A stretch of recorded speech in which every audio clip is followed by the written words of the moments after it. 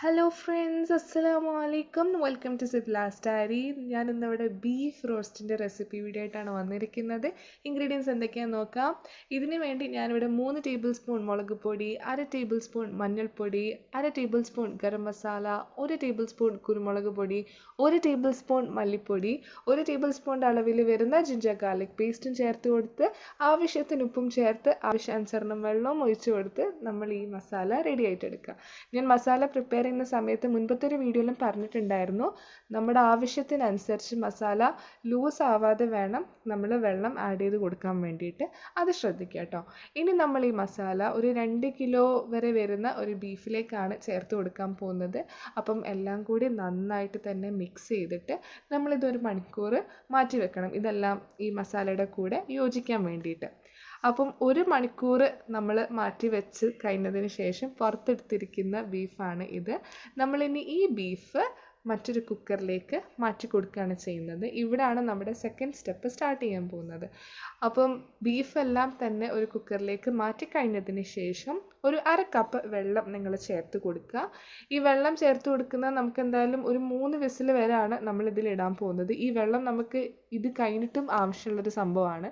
അപ്പം ഒരു 1/2 കപ്പ് വെള്ളം മാത്രം ഒഴിച്ചു കൊടുത്തതിന് ശേഷം കുക്കറെല്ലാം ക്ലോസ് ചെയ്ത് നമ്മളൊരു 3 വിസിൽ വരുന്നത് വരെ വെയിറ്റ് ചെയ്യാം. ഇനി 3 വിസിലെല്ലാം കഴിഞ്ഞിട്ട് ഉള്ള ബീഫാണ് ഇത്.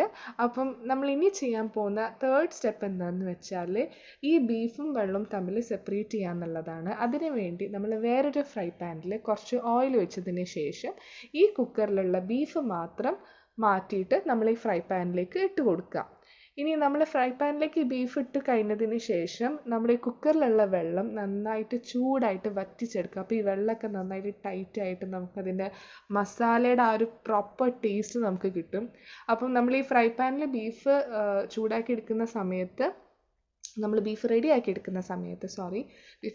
എടുക്കുന്ന സമയത്ത് കുറച്ചായിട്ട് നമ്മൾ എണ്ണ ഒഴിച്ചു കൊടുക്കണം. ഇപ്പം ഞാനിവിടെ ഒഴിച്ചിരിക്കുന്നത് നമ്മുടെ ആ ടൈറ്റായിട്ട് നമ്മൾ എടുത്തിരിക്കുന്ന മസാലയാണ്, നമ്മുടെ കുക്കറിലുള്ള വെള്ളമാണ്. ഞാൻ അത് വറ്റിച്ച് ഒരു ടൈറ്റ് കറി പോലെ ആക്കിയിട്ടാണ് ഞാൻ ഇതിലേക്ക് ഒഴിച്ചു കൊടുത്തിട്ടുള്ളത്. ഇനി നമ്മൾ ഈ ബീഫിൽ നമുക്ക് എത്രയാണോ കറിവേപ്പില വേണ്ടതെന്ന് വെച്ചാൽ അത്രമാത്രം കറിവേപ്പില ആഡ് ചെയ്തിട്ട് കൊടുക്കുക. അപ്പം വീണ്ടും നന്നായിട്ട് ഫ്രൈ പാനിലിട്ട് നിന്ന് സോട്ട് ചെയ്തെടുക്കുക. ഇനി ഇതിൻ്റെ ടേസ്റ്റ് കുറച്ചും കൂടി കൂട്ടാൻ വേണ്ടിയിട്ടും ഇതിൻ്റെ ഒരു ഡെക്കറേഷൻ പർപ്പസ് എന്ന രീതിയിലും നമ്മളിതാ വേറൊരു ഫ്രൈ പാനിൽ കുറച്ച് കറിവേപ്പില വീണ്ടും റോസ്റ്റ് ചെയ്തിട്ട് എടുക്കുക ചെയ്യുന്നത്. ഇത് ശരിക്കും ചെയ്യേണ്ട ആവശ്യമുണ്ടോയെന്ന് ചോദിച്ചാൽ നമ്മുടെ ടേസ്റ്റ് കൂടാൻ വേണ്ടിയിട്ട് മാത്രം ചെയ്യുന്ന സംഭവമാണ് കേട്ടോ. അപ്പോൾ ഇതാ നമ്മളിവിടെ കറിവേപ്പില റോസ്റ്റ് ചെയ്തെടുത്തിട്ടുണ്ട്. ഇനി അതേപോലെ കുറച്ച് പച്ചമുളകും നമ്മൾ റോസ്റ്റ് ചെയ്തെടുക്കുന്നുണ്ട്. ഈ പച്ചമുളകും കറിവേപ്പിലൊക്കെ ചെയ്യുന്നത് ഇതിൻ്റെയൊക്കെ ഒരു പച്ച മണം മാറാൻ വേണ്ടിയിട്ടാണ്. ആ ഒരു പച്ച ടേസ്റ്റ് കാര്യങ്ങളൊന്നും ബീഫിൽ വരാതിരിക്കാൻ വേണ്ടിയിട്ടാണ് നമ്മൾ ഇതേപോലെ റോസ്റ്റ് ചെയ്തിട്ടെടുക്കുന്നത് കേട്ടോ. ഇനി നമ്മൾ ഇതേ ഫ്രൈ പാനിലേക്ക് തന്നെ ഒരു സവോള ചേർത്ത് കൊടുക്കുന്നുണ്ട്. നല്ല നൈസായിട്ട് നമ്മൾ കട്ട് ചെയ്തിട്ടുള്ള സവോളയാണ്. അപ്പം സവോള ഇതിലേക്ക് ചേർത്ത് കൊടുക്കുന്ന സമയത്ത് ഒരുപാട് ഗോൾഡൻ ബ്രൗണും ഒരുപാട് ഡീപ്പ് ഫ്രൈ ചെയ്തെടുക്കേണ്ട ആവശ്യമൊന്നുമില്ല. നമ്മൾ ഒരു സവാളയും അതേപോലെ 1 ടേബിൾ സ്പൂണിൻ്റെ അളവിൽ വരുന്ന കുറച്ച് ഗാർലിക്കും കൂടി ചേർത്ത് കൊടുത്തിട്ടുണ്ട്. ഗാർലിക്കും ജിഞ്ചറും ചേർത്ത് കൊടുത്തിട്ടുണ്ട്. അപ്പം ഇത് ചെറുതായിട്ടൊന്ന് വഴറ്റി വരുന്നത് വരെ ഒന്ന് നമ്മളിത് പാനിലിട്ടിട്ട് ചെറുതായിട്ട് സോട്ട് ചെയ്ത് കൊടുക്കുക. എന്നിട്ട് നമ്മൾ ഈ സോട്ട് ചെയ്തിരിക്കുന്ന നമ്മൾ ഈ റോസ്റ്റ് ചെയ്തിട്ട് എടുത്തിരിക്കുന്ന പച്ചമുളകും സവാളയും അതേപോലെ തന്നെ കറിവേപ്പിലയും എല്ലാം നമ്മൾ നമ്മുടെ ബീഫിലേക്ക് ചേർത്ത് കൊടുത്തിട്ട് എല്ലാം കൂടി നന്നായിട്ട് അങ്ങോട്ട് മിക്സ് ചെയ്തെടുക്കുകയാണ് ചെയ്യുന്നത്.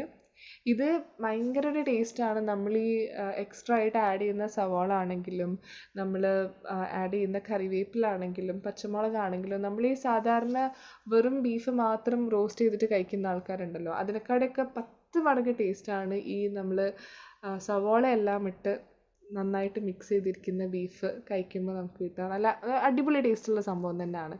അപ്പം ഇത്ര തന്നെ ഉള്ളൂ നമ്മളിതെല്ലാം മിക്സ് ചെയ്തിട്ട് എടുക്കുക. ഇപ്പം കണ്ടില്ലേ, നമ്മൾ ആകെ ചെയ്തിരിക്കുന്നത് ഒരു 3 സ്റ്റെപ്പാണ്. നമ്മൾ ആദ്യം ബീഫ് മാരിനേറ്റ് ചെയ്യാൻ വെച്ചു, നമ്മൾ കുക്കറിൽ 3 വിസിൽ വരുന്നത് വരെ വെയിറ്റ് ചെയ്തു. അത് കഴിഞ്ഞിട്ട് നമ്മളിതാ വെള്ളവും കാര്യങ്ങളൊക്കെ സെപ്പറേറ്റ് ചെയ്തിട്ട് നമ്മൾ ലാസ്റ്റ് എല്ലാം കൂടി അങ്ങോട്ട് യോജിപ്പിക്കുക മാത്രമാണ് ചെയ്തിട്ടുള്ളത്. എളുപ്പത്തിൽ നിങ്ങൾക്ക് തയ്യാറാക്കാൻ പറ്റും, ഏതൊരു ബിഗിനറിനും തയ്യാറാക്കാൻ പറ്റുന്ന ഒരു വിഭവമാണ്. എല്ലാവർക്കും ഇത് ഇഷ്ടപ്പെട്ടെന്ന് വിചാരിക്കുകയാണ്. അപ്പം ഇനി നമ്മുടെ സ്റ്റെപ്പ് എന്താണെന്ന് വെച്ചാൽ നമ്മുടെ ബീഫിൻ്റെ കൂടെ ഏറ്റവും അധികം അക്കമ്പനി ചെയ്തിട്ട് കഴിക്കാൻ പറ്റുന്ന ഒരു സംഭവമാണ് പൊറോട്ട. അപ്പം പൊറോട്ട എല്ലാവരും ഉണ്ടാക്കാൻ അറിയെങ്കിൽ ഉണ്ടാക്കുക, അല്ലെങ്കിൽ പുറത്തുനിന്ന് വാങ്ങിയിട്ട് കഴിക്കാൻ പറ്റുകയാണെങ്കിൽ നല്ല അടിപൊളി കോമ്പിനേഷൻ ആയിരിക്കും. അപ്പം നമ്മുടെ ബീഫ് റോസ്റ്റിൻ്റെ വീഡിയോ എല്ലാവർക്കും ഇഷ്ടപ്പെട്ടിട്ടുണ്ടെങ്കിൽ എന്തായാലും ഞങ്ങളുടെ വീഡിയോയുടെ താഴെ കമൻറ്റ് ചെയ്യാൻ മറക്കരുത്. ഞങ്ങളുടെ വീഡിയോ ആദ്യമായിട്ടാണ് കാണുന്നതെങ്കിൽ എന്തായാലും ലൈക്ക് ചെയ്യാനും ഷെയർ ചെയ്യാനും കമൻറ്റ് ചെയ്യാനും സബ്സ്ക്രൈബ് ചെയ്യാനും മറക്കരുത്. അപ്പോൾ മറ്റൊരു വീഡിയോയിൽ കാണുന്നത് വരേക്കും എല്ലാവർക്കും സിപ്ലാസ്റ്റ് അരിയുടെ വെക്കാം. അസ്സലാമ.